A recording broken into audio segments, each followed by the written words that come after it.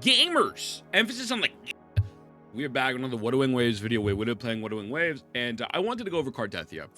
Oh, excuse me, Ciaccona. I'm thinking of Cartethyia. My brain rot's going crazy. I'm skipping Ciaccona, and I wanted to lay out my thought process why I'm skipping and why I think it'll be okay. The quick TLDR is I really don't like her playstyle from what we've seen after analyzing her kit. I don't think we're gonna need her, to be honest with you. She'll probably be a really good boost for Cartethyia. However, as we learned with Zani and Peeb, I mean, even like if you look at Jiyan, like you could just use Jiyan or something. Like, I don't think we're going to need this unit, and I feel pretty comfortable breaking this FOMO cycle for myself, where I feel like I have to always pull the premium unit to synergize them perfectly. So I'm just gonna break it down. So I have a little list right here. The three things I wanted to discuss: the problems I have with her kit. Does she synergize with Jiyan and not need it for Cartethyia? And so Cartwheel, we'll get to that. So for me, first and foremost, her kit doesn't seem necessarily bad. She does have a really big positive where she is a Glizzy user, so you can run Static Mist. So if you don't know, Static Mist is a weapon that you can get for free if you, I think it's like Adventure Rank 45. Oh no, he used Genshin terms. You get that at level 45, and this is going to give you increased ER as well as increase your attack. So based off of that, already she has a really solid free-to-play option. So don't feel bad if you didn't want to roll for her, because I mean, realistically, she has one of the best weapons in the game, just for free to play, right? With that being said, my personal gripes with her kit is, just based on what we saw, I'm not gonna lie to you. I was thinking about it, I'm like, do I really want to use this character, right? So her outro skill, the first thing I want to discuss, only buffs arrow erosion damage. And obviously, Cartethyia will be coming next patch, probably in about 3 weeks, 4 weeks, whatever the case may be. But in the interim, this is pretty useless. This outro is pretty useless unless you're gonna sit there and use Ciaccona, Peeb, to apply Spectral Frazzle, and then use your Arrow Rover for arrow erosion. I'm just not a fan of this outro skill.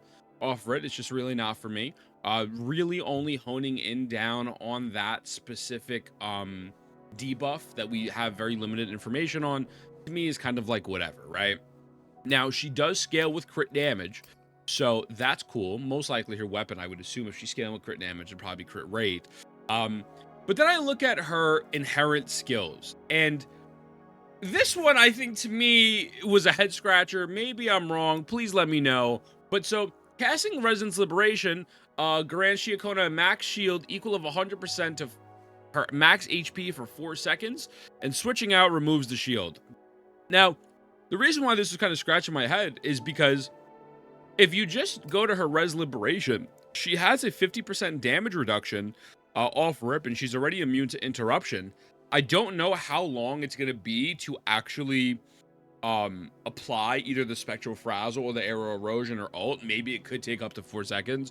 If so, that's crazy. But I was looking at this, like, really? Like, this is the inherent skill? Like, we couldn't just kind of put that in her Res Liberation? Like, she gets, like, a little shield on top of it. If this Resonance Liberation immunity and the 50% less damage isn't enough, because realistically, all this is doing is providing you a little bit of a shelter, safety, while you're figuring out if you want Frazzle or not, because the second you swap off, the shield is gone. If this shield would have stayed, and only if it was just for Ciaccona, I would be okay with it, but I feel like this is kind of just like a waste. It's like, really? This is what we're doing? Like, okay, I saw this, and I'm like, all right, I don't know.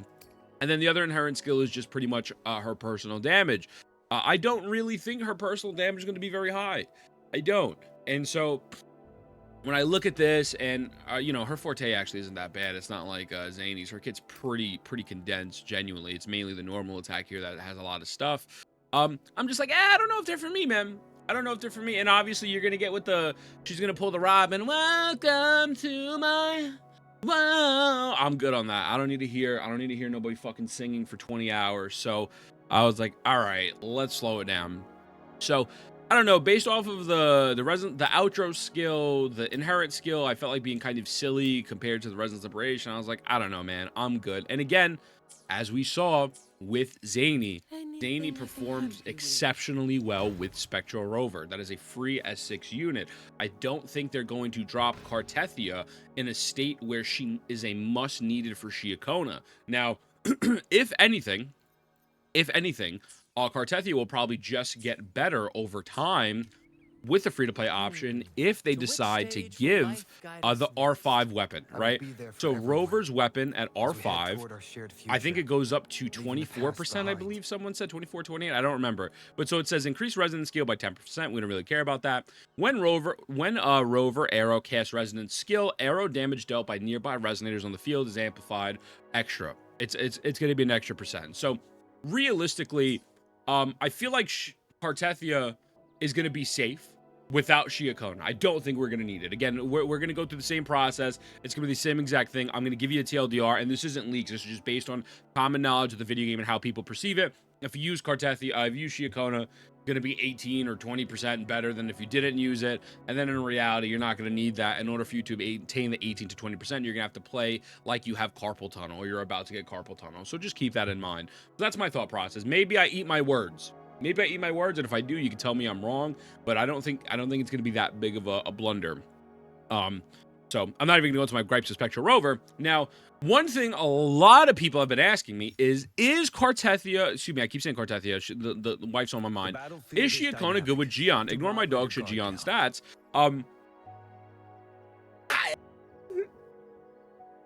So I'm going to break this down. I'm going to write all of this for you. Jiyan is going to be using these heavy attacks. So if you look at Mortefi, right? If we look at Mortefi right here, off rip, Mortefi is going to get an S6 buff, right? So S6, so we're going to put Mortefi here, right? So Mortefi is going to get 20% attack from S6, which is awesome. That's genuinely a great thing.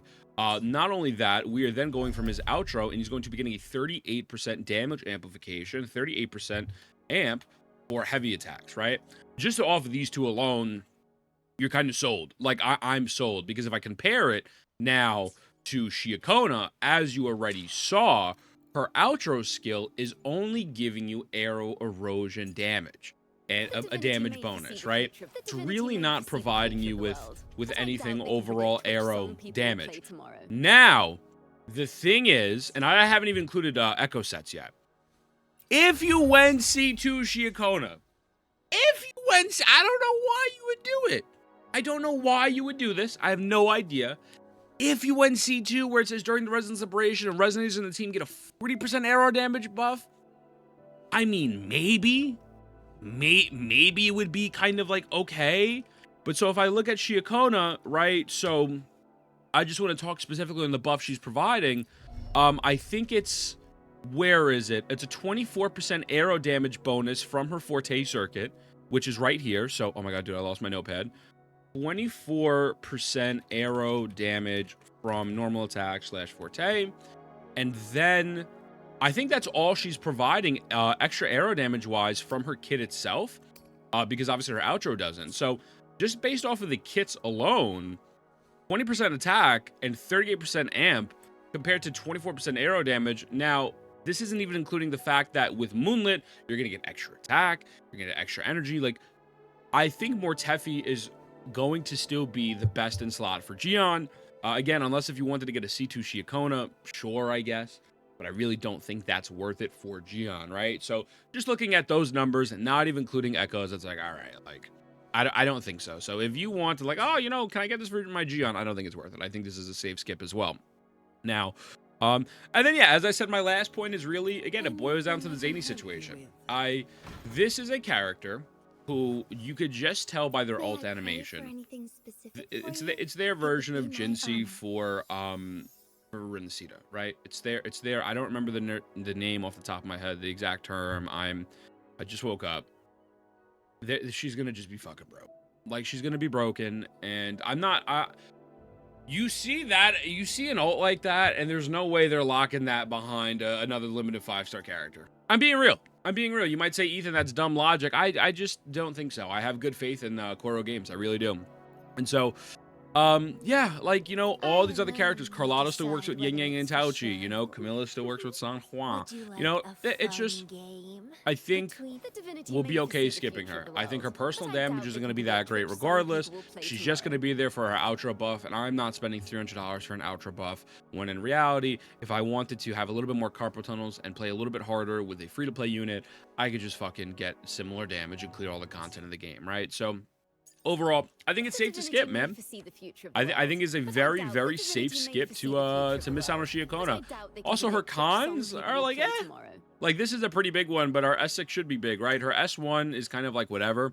Her S3 is okay. S4 ignores 45% of the target's defense. This is really for her personal damage, except C2. This is like, I guess, her shorekeeper constellation. So, yeah, I'm good, man. I'm good. She looks amazing. She looks great. Welcome to my... But I'm skipping. I'm saving my funds for Cartethyia. I think Cartethyia will be just good soup. A-okay without her. With that being said, let me know what you think. Let me know why you're listening to the Doom posting and tell me that I'm wrong, when I know I will be right, and I love you. I'll see you in the next one. The word of the day is... No, I'm just kidding. It's Starbucks, bro. I'm about to down a coffee.